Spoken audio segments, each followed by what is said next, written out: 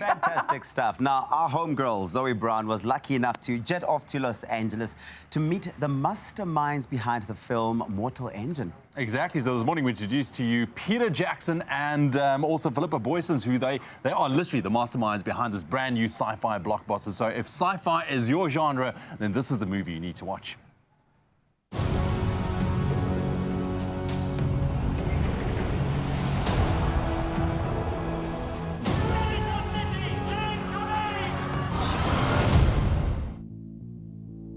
I'm absolutely flabbergasted with what I saw last night, seeing Mortal Engines. And I mean, you guys were the ones that bridged that gap, bringing the movie to life. I think the big question I want to know from you is how difficult was it to unpack it, to, you know, what do you include, what do you exclude for the viewers? Well, I mean, I read Mortal Engines about 10 years ago, the novel by Philippa Boyens, and in fact there's 4 books, and I read all 4 of them in a row. Yeah, this is just the first one, and there's a life story of Esther Shaw, wonderful character. But when we're adapting a book, you really just have to remember what it was in that first time you read the book. What did you love about it? What made you excited? What made you emotional? What is it about the characters that you really love? When we're working on the script, you have to restructure the story because the structure of a film is different to a novel. But you have to always remember what it was in that first time you read it, what you loved, and make sure that ends up on the screen. I was a student of politics, and in the movie, for a brief moment, I thought, oh my goodness, is this what Brexit's going to be like? Well, it would be an interesting Brexit, that's for sure. Like literally, physically. I wish Brexit would be like this instead of the rather boring thing that it's turning out to be.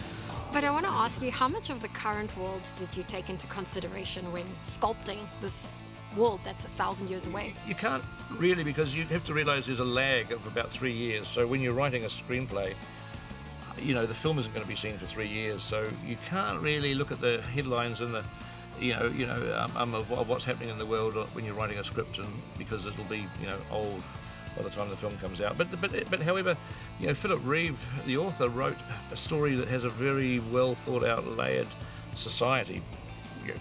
Crazily original, really fantastical, but nonetheless it's very believable in its own way. And so because it's believable, it means that we can see, the reason why it's believable is that it has echoes of today's world.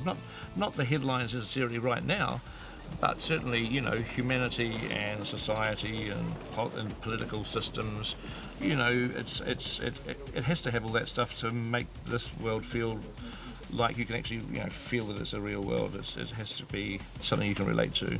You could have chosen any destination in the world to shoot this film. What is it about New Zealand that you have a soft spot for? It's our home. I was born there. I mean, I know it's a silly answer, but it's actually the truthful answer. It was. It's a country that I was born in. I've liked living there. The studio is 5 minutes away from our house. I can get in the car and I'm in the studio in 5 minutes. No traffic lights, no rush hour, and so it's a wonderful way of life just to be able to live in a country where you're born in, that you love living in, and then to be able to do what you also love for a job, which is to make films. It's a very, very, very lucky. To create magic.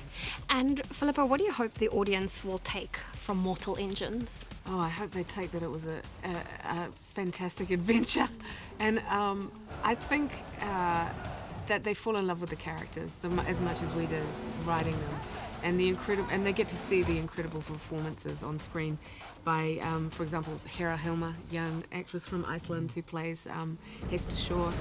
Your mother told me. I don't think there's necessarily a message underneath it all. Well, there's strong female characters though too. Yeah, I think it should. That young women understand this is in a way. This is for them. I mean, it looks like a boys' film, but it's not just a boys' film. Not just a boys' film. No. We've had a lot of feedback from young women who are loving it. So that's awesome. Because the strongest and most dynamic and interesting characters in the film are all female, really. There's about three really great strong female leads, which is unusual for these types of films. So we're very, very pleased about that. Congratulations on a fantastic film, and thank you. Thank you. Thank you very much. Thank you. Because you haven't got a mic, is that okay?